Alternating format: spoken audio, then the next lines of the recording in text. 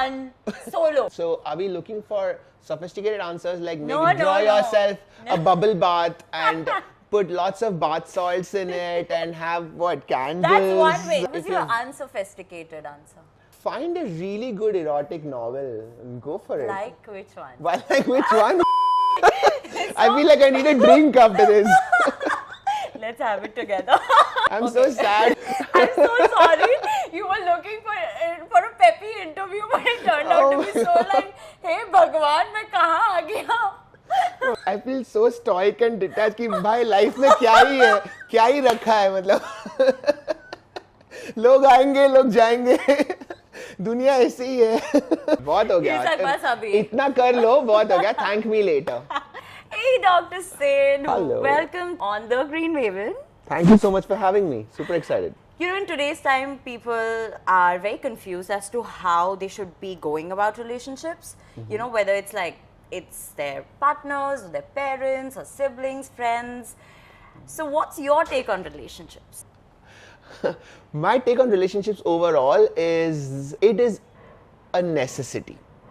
We always go through these phases where we think कोई नहीं चाहिए. I'll do it on my own. मुझे कोई नहीं चाहिए. This is usually after you've had a fight with somebody or you're frustrated with somebody. Yeah. And you think, these relationships just slow me down. But spoiler alert, that's not true. You need relationships. That's a spoiler alert for me. With a big spoiler alert. So trigger warning, that's not true. Okay. You need relationships because we are wired to reflect off of each other. So when you do something, we look towards each other to see, did I do that right? Should I be doing better? What else could I be doing? We look to each other for inspiration. We look to each other for suggestions, for guidance, for support. We are wired that way.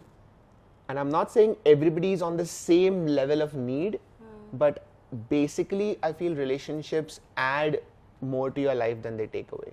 It also depends on what kind of relationship that is, right? Yes. I mean, good, bad, ugly, because some people they don't have a very good experience with a lot of relationships in their lives. And as long as relationships are good, healthy, makes you happy, make you grow in life, they're good. Yeah. But only as long as they are that. So you're talking about a toxic relationship, Yeah. I feel. So you've heard the term. I think everybody's heard the term toxic toxic. relationship is very popular now. What do you mean by toxic? When you hear the word toxic relationship, what is your take on this? I feel like if a relationship is only taking away from you in terms of like energy, terms of happiness, terms of your growth, and fills you up with pain, sadness, void, and nothing else. That's toxic relationship. Relationships are meant to fathom each other. Yeah. Nurture each other. Yeah. Fights and all that to happen. I have a very interesting take on fights. Okay. So you said that you've been in a 7-year relationship before marriage. Yeah. So every time you have a fight with your partner, I feel that and if it's a good fight, the kind that lasts for a while and you need to really get down to the weeds and just sort things out. And it turns out that you've had issues lasting 6 months back, 1 year back, and it never came out, and now you have to sort it all out. I feel like those fights are milestones. Yes. And when you get to the other side of that fight, you feel like you've crossed a level. Yes. And it's not like you will never fight again, but you will have different fights now. Because that fight is done. And if you haven't had that fight, you wouldn't have crossed that level. So I feel that is very interesting in relationships, that we have to find a way to navigate those challenges. And if you can find a healthy way to navigate those challenges, it is a good relationship. Now that you're talking about these milestone fights, if I can call them. Milestone fights is a good term. I like it. So let's patent that one. And in fact, I feel like those are the fights that you will remember for the rest of your life. You know what I mean? Like I still remember like that. Like maybe 3. And you can count them on your fingers. The great fight of 2016. I know. Kids will learn about it in history class. I know what you mean. Dating is one thing, and then getting into a marriage association, setup, whatever you want to call it. Yeah. And I've been married 8 months now. 8 months. Yeah. I mean, Congratulations. Thank you so much. It's not been very difficult or different for me in terms of like, adjusting into a new setup or a new space or a new relationship, welcoming new people into your lives, be it your in-laws, be it everything. I've been blessed with like great in-laws and a great partner. And we've known each other for 7 years. I've met my in-laws several times before we got married. But what do you have to say about, like millennial marriage in general? How are our marriages different from the older generation marriages? And because we don't have a benchmark, like we have benchmarks of our parents, that's our benchmark. But we don't have a benchmark of, the kind of situations that we deal with on a day-to-day basis, because our relationships, our marriages are very different from what our parents have had. So our benchmark is you. You are our advisor. See, you can't talk to your peers sometimes because they will also not understand, because they are also amateur. They are still not going through that. Maybe someone who's married at the same time may know. But who are not married, they wouldn't know. Because for them also their benchmark is their parents. So they give advices from what they've seen. So who do you really talk to when you are living it in this modern era in society? How do you navigate through the problems and through the difficult times? It's a good question. The answer could actually be a book because there is a lot in here. All my questions are answered in a book. One thing is, I don't think marriages are completely different. Okay. You have to remember that human beings are still human beings, and certain core principles do not change. They can't. So even if you ask your mom and dad, if you ask your grandparents or your great grandparents, certain core principles in a relationship will remain the same, which is, do both the partners feel seen and heard? And how they feel seen and heard differs from relationship to relationship. There will be marriages, say for example in our grandparents' times, where the grandmother would be more likely to be completely at home and the grandfather would be the one to go out and earn money. But within them, I'm not talking of how society perceives it, but within the two of them, at night when they go back to their room, they talk. How do they feel seen and heard with each other is what the relationship is about. And that has not changed, because it's the same thing with us. So no matter how people perceive our relationship on Instagram, that's not the real relationship. The real relationship happens after you have had a night out and you come back home and you close the door and there's nobody else.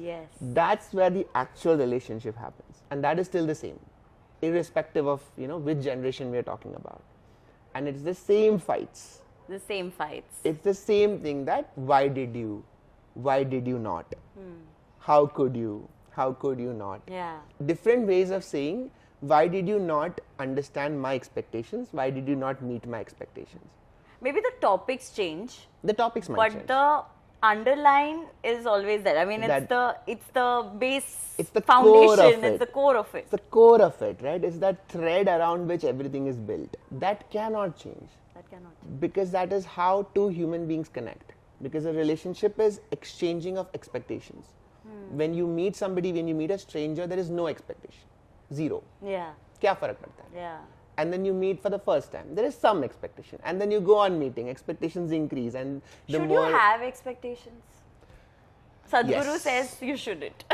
I would say yes. And the reason is that expectation is what leads to you living the journey. Because you say you want to go there, that's why you go there. So people say that you should enjoy the journey and not the destination. But then if you do not expect a destination, why would you even move? Right? And biologically speaking, it's one thing to say in an abstract way that you should not expect, but biologically speaking, expectation is motivation. Why would you do anything if you do not expect something? Why would you get up to eat if you don't expect food? And I'm not even saying you, I'm saying at a biological level, your cells expect glucose. Everybody expects. At a molecular level, there is expectation. So to say that you cannot expect is an abstract thought. It's a great thought exercise, but not a practical one. It's a good exercise to practice, so I did that. I was actually not expecting stuff from people, and I was letting them living my life. Yeah. I was actually living better. That's a beautiful thought. And so that's why there is the importance of nuance. Because when you have expectations, what we sometimes drag that towards is we wish we could control other people. Yes, yes. I So hate it. I don't like it. that difference has to be made. The fact that I expect my partner to be nice to me is different from my belief that I can control my partner. Yes. Pleasure is fulfillment of expectation Yes. or exceeding of expectation, Right. right? So, but there's still some baseline expectation, Yeah. which is you need that so that it can be met or exceeded. Yes. That does not mean you control your partner. Right. So if he or she does not make you feel nice, or he or she does not wish you good morning, your anger is because your brain actually thought you could control them. Okay. So it's not so much expectation as our relationship with control. I don't think there's anything wrong in expecting. We expect all the time. We expect things from each other all the time. As long as you're aware of what you're expecting, it's good. Immediately following that, you should have a sense of what is it that you can control. Like I always think about it in terms of football. I see Messi having worked on his skills, and he's superhuman. Yep. His teammates may not be. Now he can't control everybody. There cannot be Yeah. 11 Messis on the field, Yes. but he can be very, very good. So he can pass the ball and hope that he gets the ball back. Yeah. And when he gets the ball back, he can do magic with it, Yeah. right? And Yeah. he can run to that spot, and he can do his stuff. Yeah. He can't control what other people can do. Yeah. But it's still a team sport. Yes. He can't win by himself. Yes. That's how society works. Basically, to have that understanding of you, your partner, yeah, and the team. and the team. Right? Exactly. It's very Bhagavad Gita, this concept of Okay. expectation, which is tu tera kaam kar. Don't look at the result. You do you. You do your work. You become the best version of you, and let everything else sort itself out.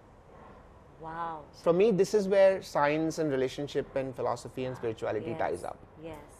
Yes. That's a beautiful line. So let's talk about self-love. How can you practice self-love being in a relationship? So when you are in a relationship at the start, everything is about the other person. You are obsessed with them. The honeymoon period. The honeymoon period, the curiosity period, you want to know every little thing about them. Why do they do this? Why do they smile like that? What makes them laugh? What are the different types of laughter? When they say it's okay, there are different ways in which they say it's okay. And Yes. sometimes it is okay, and sometimes it's not. Yeah. And you need to know the difference. Yeah. So all those small things become so important at the start of a relationship. Yeah. Eventually what happens is the relationship teaches you a lot about the other person, and then it starts teaching you more and more about yourself. Because nothing exposes you like a relationship does. Most of the things that I've learned about myself is because of the relationship. Because with anybody else, you have room for pretense, playing around. You can play with words, you can play with your personality, you can show a particular side. You can show the good side. Good side. Right? But in a relationship, if it's long enough, there's nothing. So not even with your parents. I think your parents know you somehow even better than your partner does, because they have seen you as a child. And they've seen the growth. They've seen the growth. And my dad recently said this thing that some things don't change. So when you know somebody as a kid and you see certain traits in them, that will remain. And I keep thinking about this. So that would mean that my dad and my mom know me in a way that none of my friends can know me. Yeah. It's not possible, Yeah. right? Because they've seen me go through those disappointments and those excitements when I was 6, Yeah. 7, and maybe those things don't change. And they've seen patterns over 30 years. Yeah. But their partner would be a close second. If it's a long relationship, they've seen those patterns. They've Yeah. seen how you are. Yeah. And that's a privilege, Of course it is. honestly, to have somebody like that. Eventually, it comes back to self-love. So we always think of nudity in terms of the physical. It's always Yeah. physical. Yeah. but it's not always just physical, right? It's also about who you are. Yeah. And we have so many layers, we have so many defense mechanisms. There are so few people that you can be completely yourself with, you know. And so if you have even one person that you can be completely honest with, that is a lot. And that takes effort. It won't come easy. You can't just you know, swipe right and do that with someone. Can you multi-manage people? What do you Such- mean multi-manage people? I feel like if I'm giving myself to somebody, okay, in terms of like investing my emotions, my time, my energy, my trust, I cannot do that with a lot of people Sure. because it takes efforts, like you said, right? So if I'm doing it with, say, my husband or maybe like two of my friends, okay, that's it. Yeah. Otherwise, it just gets. It gets to me, you know, like it becomes too heavy for me to handle and manage because everything takes that little portion of you, Right. you know. So how do you balance that? Is it necessary to? Oof, yeah, absolutely. Because you have limited time and you have limited energy. This has to be understood. And I feel one of the biggest life skills that you can have in today's world is the ability to say no. Yeah. And if you can, the ability to say no without offending. Yes. If that you is have something- figured that out, Yeah. so much of your life's problems will sort itself out. You will get more time, you'll get more energy, you will get more mental space. A lot of times we don't say no because we don't know how to. How to? And we don't want to Offend disappoint, people. we don't want to offend because we are scared. Yeah. Because offending is pushing people away and we don't want to do that. But it is important. And nowadays, because of social media, the possibilities of you connecting with people are so much more. Like your grandparents would probably know around 300 people in their whole life. Yeah. And here we are with, say, a lakh followers on Instagram, and anyone could technically DM you, and you could technically start a conversation with every single person. And they could technically want to have that conversation with you or a relationship with you. And it's impossible. It's impossible. So you do need to figure out how to navigate this. And we are not taught this. We're not. We can only learn this through trial and error, and that is a very painful way of learning because you will screw up, you will make mistakes. How else do we know? School mein to nahi sikha hai, right? And nobody is born with this knowledge. So until you put yourself out there, until you talk to people, until it gets too much, you don't realize, oh, this is my limit. Now I need to dial back. I wouldn't say don't do it, don't go out, don't talk to people, but understand that you will reach a limit and then come back. Because if you keep doing that, I feel it is too strenuous and it takes a toll on you. How can one practice self-love on a daily basis? Like, you know, loving yourself every day. Do you see yourself as somebody in a relationship with yourself? I do, 100%. The reason I asked you that was because we spoke about self-love. Yeah. And the easiest way to understand self-love is to understand how you love somebody else. Because that is something we instinctively get. Okay. So when you love your partner, Yeah. you look at them in a particular way, you understand them in a particular way. Yeah. But I feel sometimes we don't give that same kind of attention and affection to ourselves. Yeah. So if your partner is saying something, you would listen. But when you say something, I'm the opposite. you don't listen No, much. I'm the You're the opposite? Okay. I'm That's the opposite. that's really why good. I said that I am in a relationship with myself very much. Yeah. I love myself. I like putting myself first. Right. I honestly get this a lot. People think I'm selfish. Okay.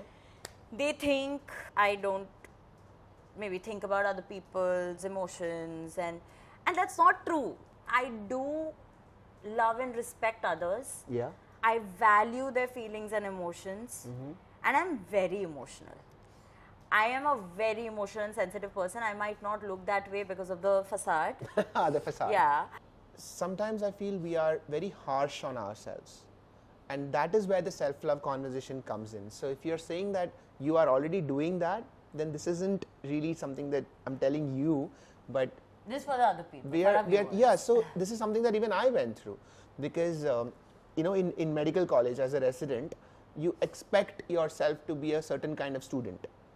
You expect that Yeah. you will study this hard, you expect Yeah. you will get this kind of marks, you'll Yeah. get entrance, you'll get admission into this kind of college. Yeah. You're very harsh on yourself. And I would be a lot more supportive of my best friends who are going through that.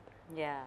If they're stressed out, I'll say, it's all right, take a break, it's fine, study tomorrow. Yeah. I wouldn't do that with myself. Yeah. And for me, that's where the self-love conversation really hits home. Because can you love yourself in the way that you love your favorite people in the world? There are some people who can, and there are some people who can't. So for the people who can't, that's for whom this conversation is. Yeah. That you should consider yourself as one of the favorite people in your life. And how to do that? Like very small little tips on doing that and practicing self-love on a daily basis. So knowing what kind of person you are is very, very crucial. And I've noticed this. There are some people who are so delightful in acknowledging their flaws. Somehow I feel that's a good place to start. Just acknowledging that these are your strong points, these are the things that you can't do, and doing this without judgment on yourself. So I feel that is where self-love lies.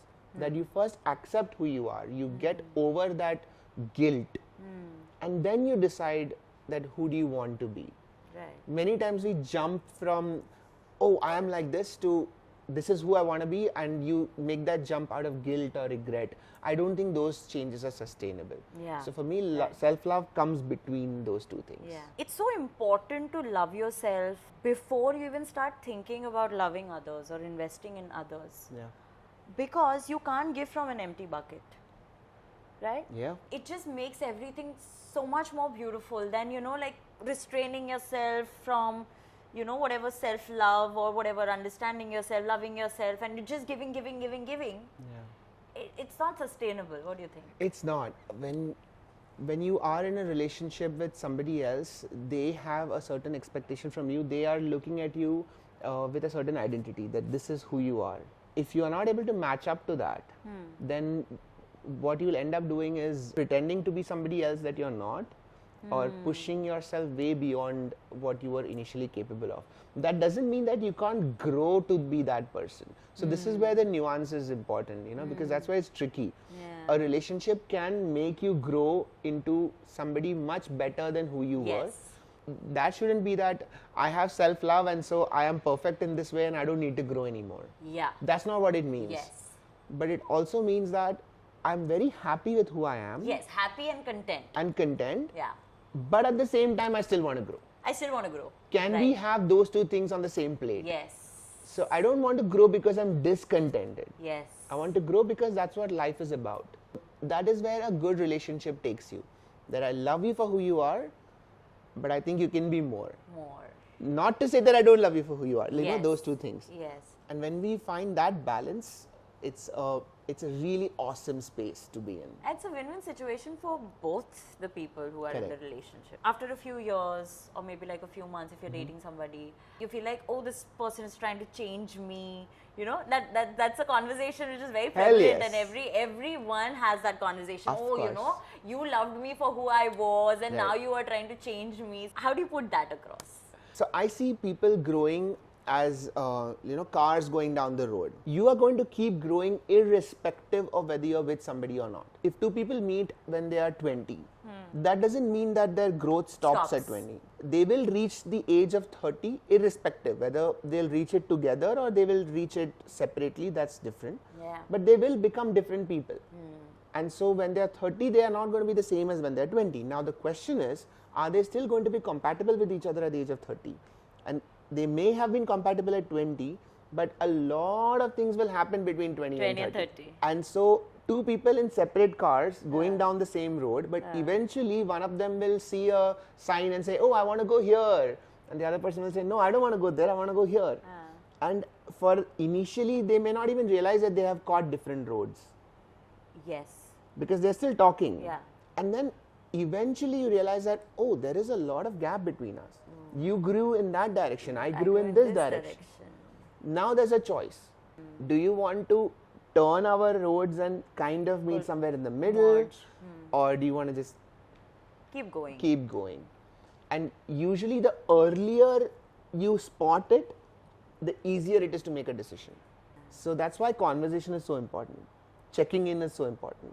Because the sooner you catch it that, oh, this is somewhere you are deviating away from me or I'm deviating away from you, the earlier you catch it, the better that discussion happens. I have a question. It's kind of a personal question.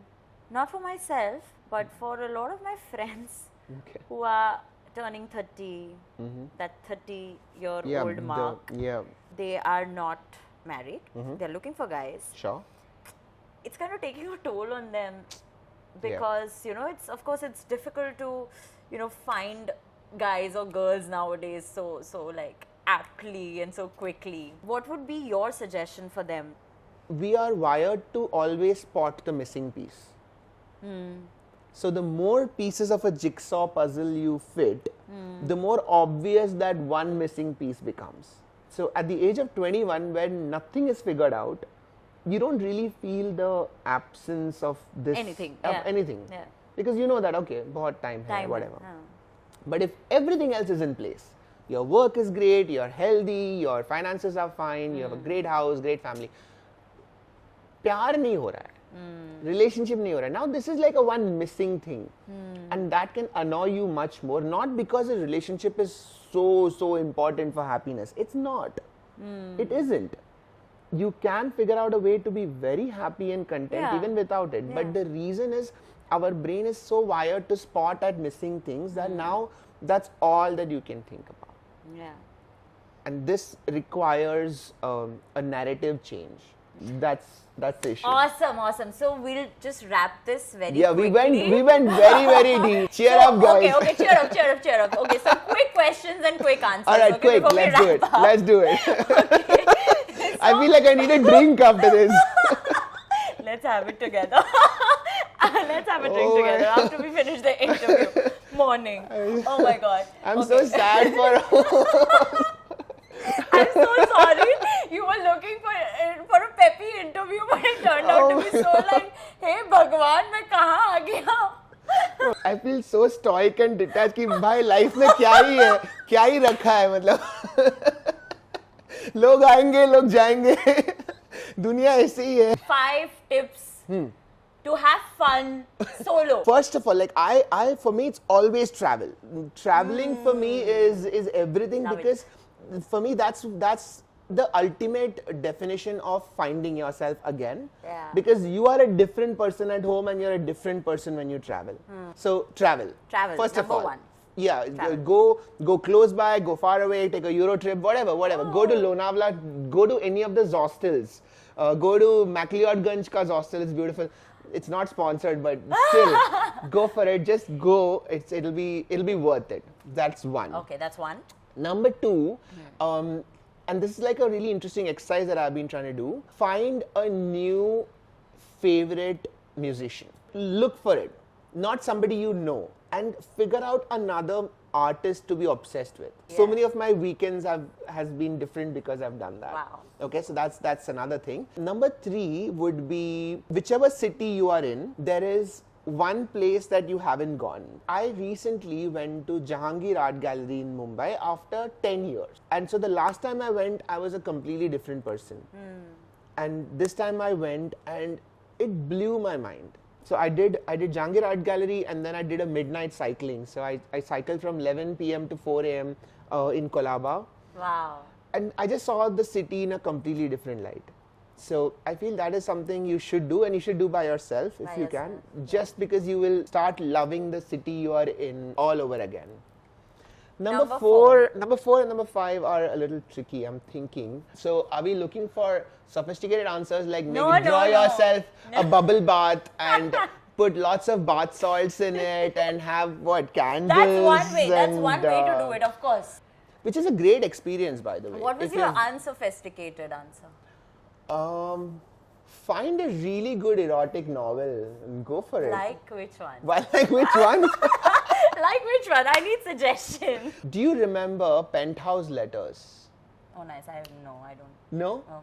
Penthouse Letters was the first erotic fiction that I've read, although they claim it's not fiction. They claim it's all real. So it's people writing about their experiences. Wow.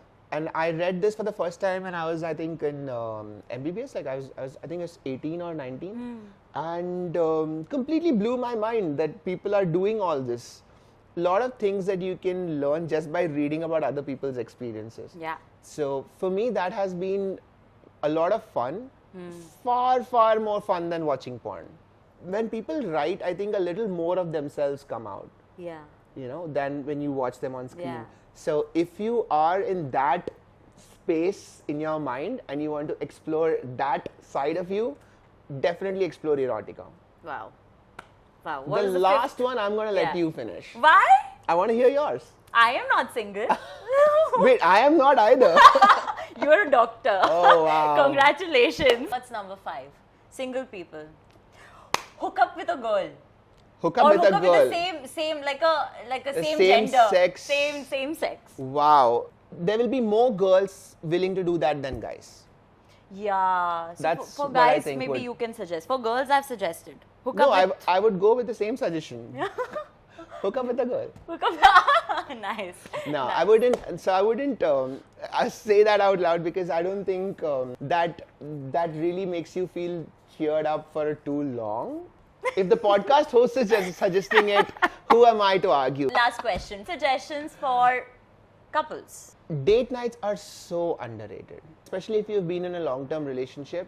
Sometimes we forget how fun date nights can be. Please have date nights. Once a month to hona hi chahiye, but twice, thrice a month would be amazing.